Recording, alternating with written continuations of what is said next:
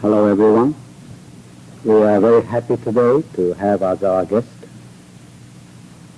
a very distinguished American writer, as a matter of fact, one of the foremost non-fiction writers in the United States, Mr. John Toland. Mr. Toland has written a large number of books, many of which became bestsellers, such as The Rising Sun, which sold millions of copies and is very well known in this country also. And his most recent book, Infamy, about our attack in the Pearl Harbor, was also translated into Japanese under the title of真珠湾攻撃 and attracted considerable attention. Mr. Toland, it's certainly very nice to have you in this program. Very happy to be here. I understand you are now still in Japan to prepare for your next book, right?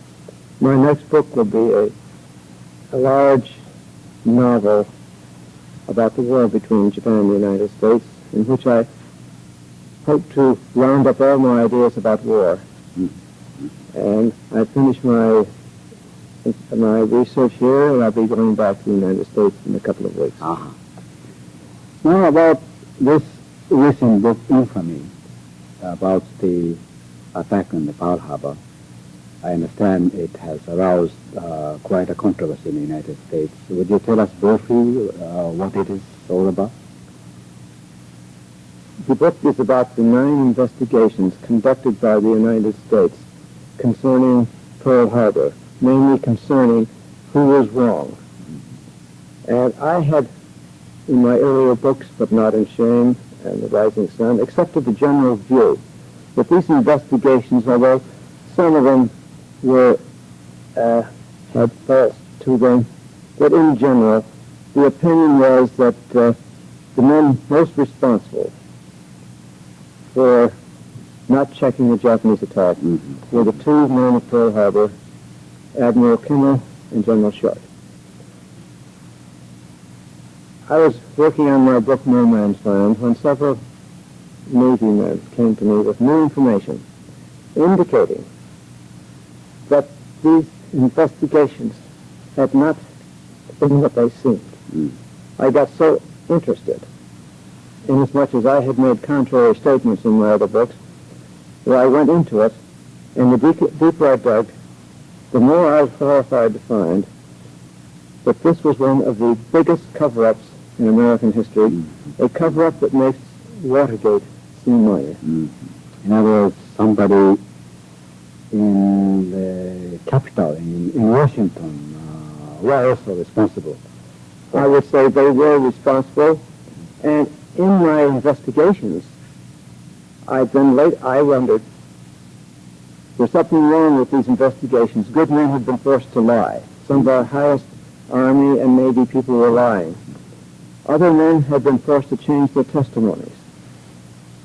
The public had been given to understand that Kimmel and Short had been properly examined.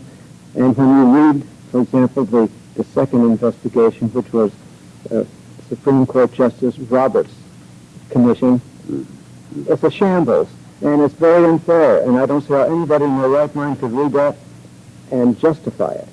And then I wondered, why was this investigation and the other investigations coming forth, why was this done to show what I considered relatively innocent men guilty? There must have been a reason.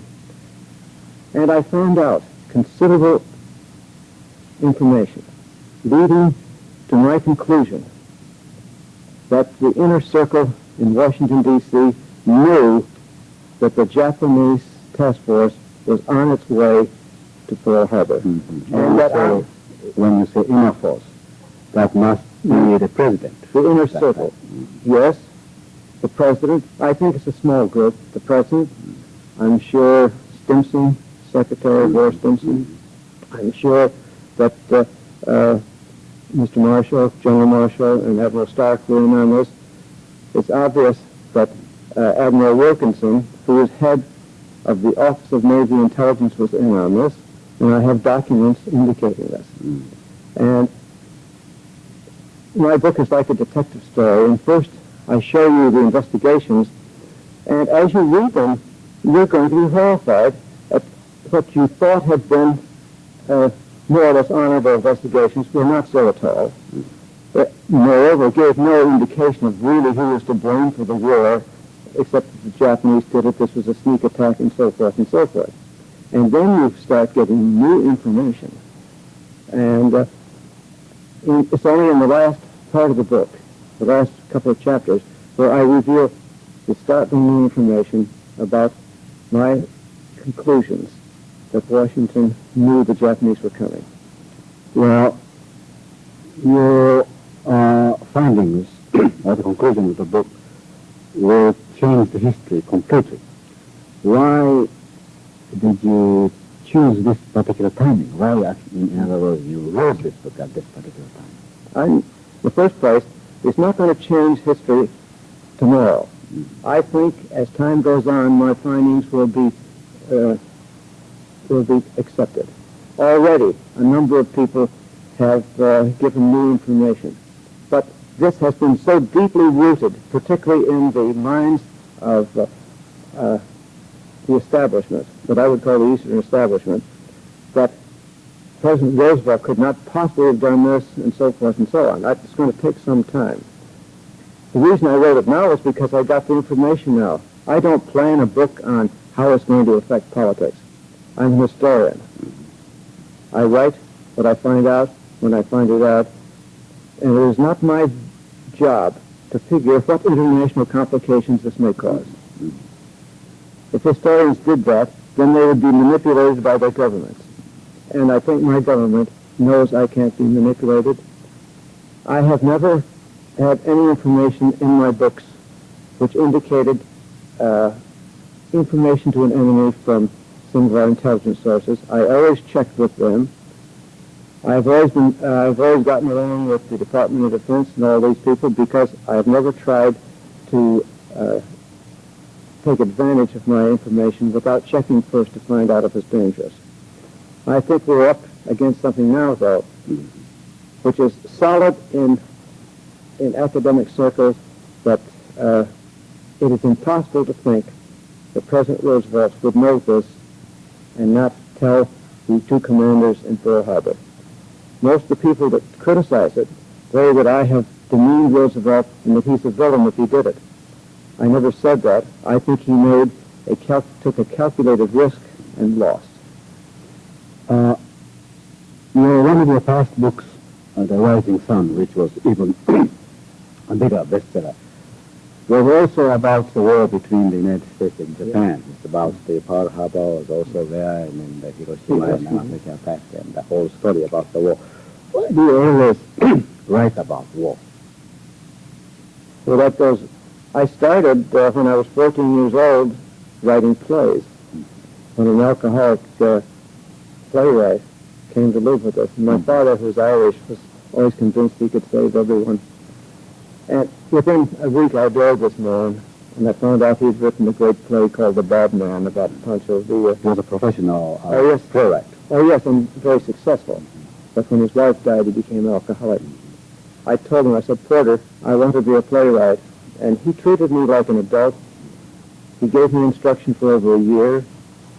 And he has been my inspiration in my writing, even though it has gone from playwriting to novels to short stories and finally to history. Good writing is the same no matter what form it takes. And he is the one that has given me my guidance. Mm-hmm. But many of your books are about wars. Mm-hmm. Pacific wars, wars in Europe, and so forth. Why war interests you so much? There is no greater drama than war. In the first place, I'm a pacifist. And I hate seeing what happens to war, but the drama of it is so fascinating, and I find out that people are either ennobled by war or they're debased by war. But I like to show what really happens. Not on merely the level of the higher ranks or the middle ranks. My books are about not only soldiers and sailors, but about civilians, how they suffer through the war. I think that my first fascination is that with World War II, we shall never have another war like this, where so much human drama took place. And we cannot have another war like this.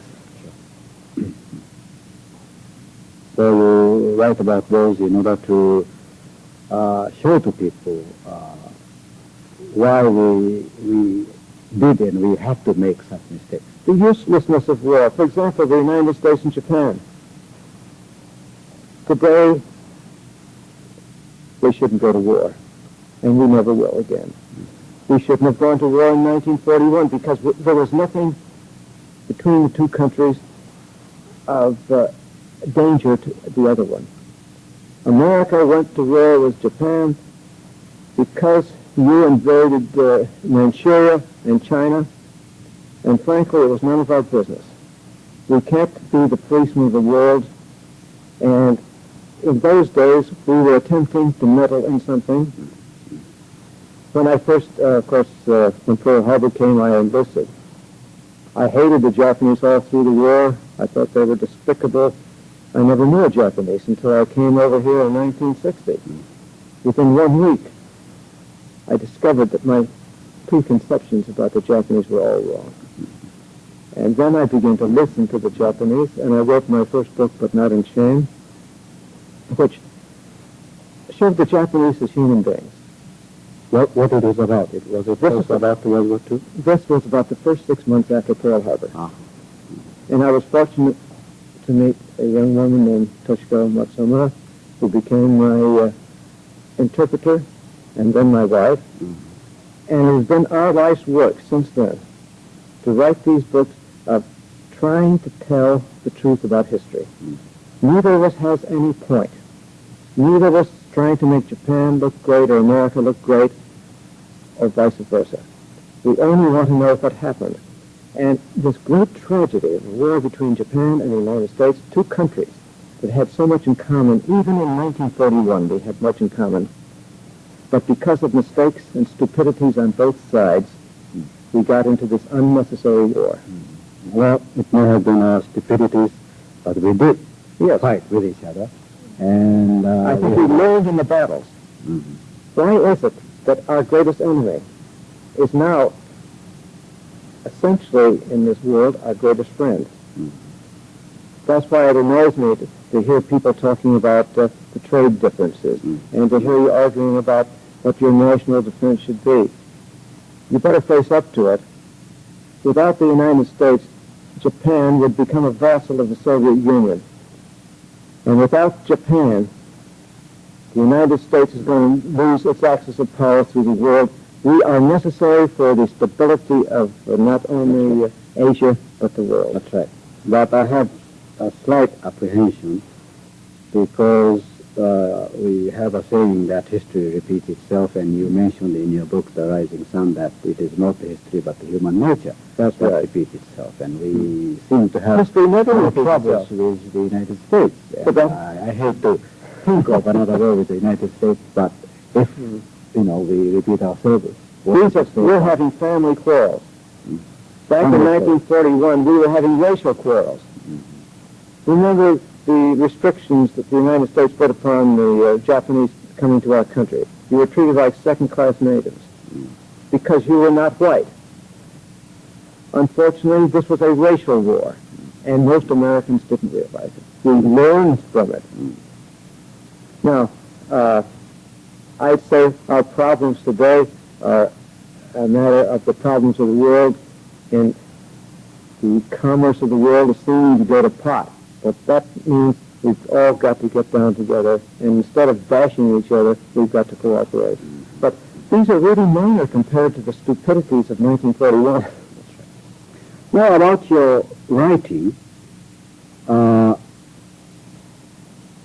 you said that you try to find out the truth, that you always try to reveal the truth. I try to reveal, seem to go through thorough research and collect data and materials.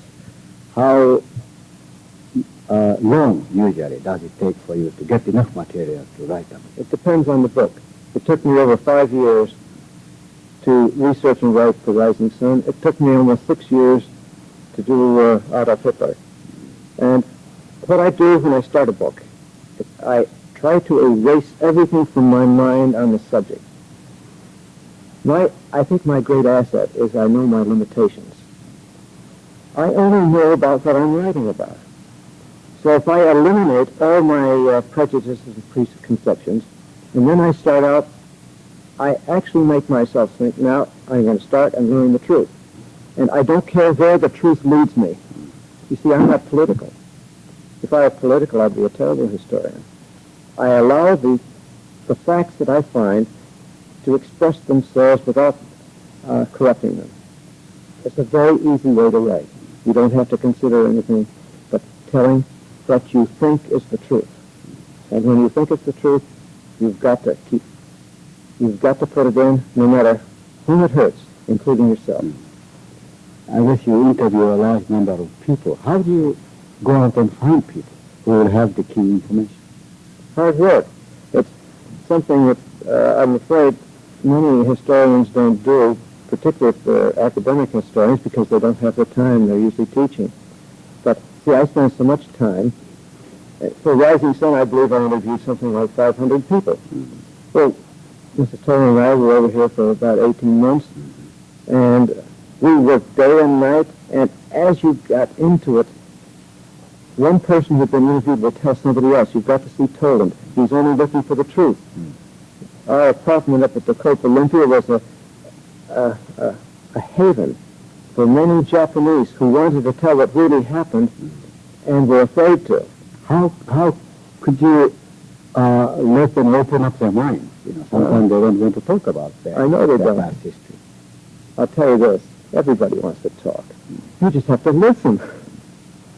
I was giving a speech the other day at the Foreign Press Club and mentioned that, for example, Marcus Keto would not talk to me from my first book because of the miserable way he was treated by Americans. The second book, he wouldn't talk until my father-in-law arranged it. The first 2 interviews, he was quite cold. And then, about the third one, he began to see that all Mrs. Toland and I were interested in was the truth. And he opened up like that. And then he began to tell us his intimate relationship with the emperor and how things were done. At this point, someone in the audience, some cynic, said, the Japanese won't talk to you after 2 or 3 interviews. In fact, they'll never tell you the truth. All I want to say to him, they'll never tell you the truth because you're not ready for the truth. I'm very innocent, really. I accept what people tell me as the truth until it is proven not to be the truth. But that's why we interview so many people. You can't take the word of one person, 2 people, 100. You must dig into it and get all sides. So you take notes or you record what they say, and you also read many books and material and collect mountains of data. And then what do you do? Well, I'd like to mention that I am not merely an interviewer of people. I am an ardent discoverer of things in archives, at the National Archives. I get in there and people think I'm mad because I spend so much time, and I get other people to help me. I have hundreds of assistants around the world that are helping me because they're interested in the truth. Now we have this huge mountain of material, and I think that is where I show my best ability in that I know how to organize. And then when I start writing, I know how to select. But in my first draft, unlike other authors, I never correct a thing. The Rising Sun, the paper was about this high. I went through the whole thing without making one correction. And then I started to rewrite. And when you write the first draft straight to the end? Right to the end with all its stupidities. Because I'm learning. If I correct something that's going to be zipped out later, and then I work, for example, my editors at Doubleday today are 2 marvelous people, a man and a woman. The 3 of us sit down after having read the first draft, and in one day we'll go over 500 pages, and we'll whip through the place cutting out probably 1/3 of the book. Then I start again. I write another draft. And I finish that, and we talk about it, and then I write another draft. And then I polish. But I'm always ready up until the last time the last word goes into my publisher. I'm ready to change my book when information comes in to show I'm wrong. And that's why I say it's living history, because there's no such thing as definitive history. Nothing is Always new things. Always new things. And you must be ready to re-examine what you have written. And that's what I did in Infamy. I re-examined and found out I had made mistakes. And I did my best. I did my best to write the truth. But you've always made mistakes in a book, particularly a big book. I drive my publishers mad sending in corrections. I have wonderful readers throughout the world. They're always sending me corrections. I always thank them, send it off to my publishers, and then they have to get out another edition, you know. But it's, I've been fortunate to have the kind of publishers that will do this. Now, you mentioned in the Rising Sun that you did your utmost to let the events talk for themselves. Yes. Now, what do you mean by that? It's you who write, but... I'm not the writer. I'm like an orchestra conductor. I get all the material in, and I put it together, and I try to put it down without allowing my personal feelings to get involved in it. It's what Mrs. Toland calls subjective objectivity. And you don't express your views. No, but I express my feelings. It's American subjective objectivity. You've got to be either subjective or objective. No. I have a Japanese ideograph from a Japanese priest who gave it to me. And I see that every morning before I write, I look at that. It says, eliminate self. I try to eliminate this petty self, take all this marvelous information from these people that have given it to me, and put it down. And of course, the first time I put it down, it's crude. But I'm getting the feel of the story. Then I look at it again, and I can start cutting, and then I do selection. And that's that. So the number one, a reader must be first entertained.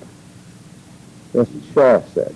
First entertain, then instruct. You can't instruct if you don't write well. And by writing well, you must write simply, you must write with feeling and intelligence, and you must have something to say. And you must be able to say it in a manner that will make people read it. Now, to put it extremely, your way of writing is more or less to connect bits and pieces which are interview results or the data or the information that you get from archives and so forth, but add very little of your own thing, of your own views. Well, I connect those things, the data that you gather. I connect it. I have the feeling that history is like a stream. It's a main stream that winds down the road. I can't get too close to it, and like in a very battle, too long, because I get mixed up, and sometimes the main stream has a tributaries, and you get off into a tributary. And that's in my second and third drafts. I can look back and keep the whole story on the main stream. And I'm trying to express the mainstream of history. Well, now, to us Japanese, writing in English is the most difficult part of English study. Could you give us and the audience some tips for good writing?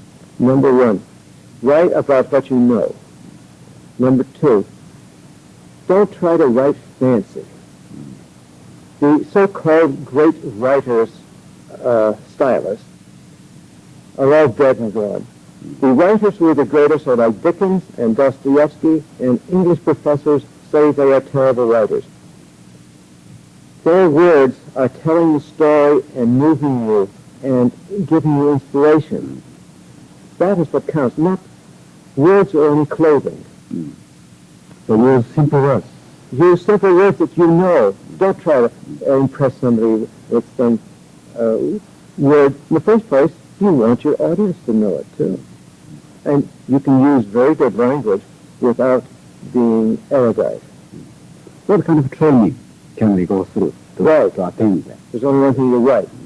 And also, have someone like my wife, who's a critic, and tells you exactly what she thinks of your work.